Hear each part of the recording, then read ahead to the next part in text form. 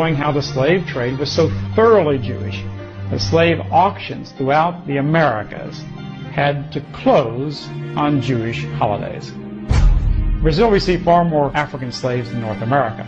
A. Witzner, another official of the Jewish Historical Society, in his book Jews in Colonial Brazil, pages 72 and 73, wrote, quote, "The buyers who appeared at the auctions were almost always Jews, and because of their lack of competitors, they could buy slaves at low prices.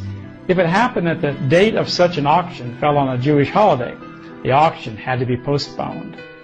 Studying the Jewish histories of the New World, I began to learn of a carefully recorded Jewish history that you and I are not permitted to know about.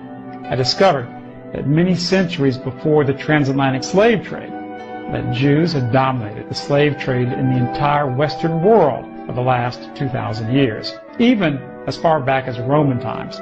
Duncan Wagnall's Jewish Encyclopedia, Volume 10, page 48, writes, quote, "The trade in slavery constituted the main source of livelihood for the Roman Jews. In the 5th century, Pope Gelasius permitted Jews to introduce slaves from Gaul into Italy on the condition that they were non-Christian.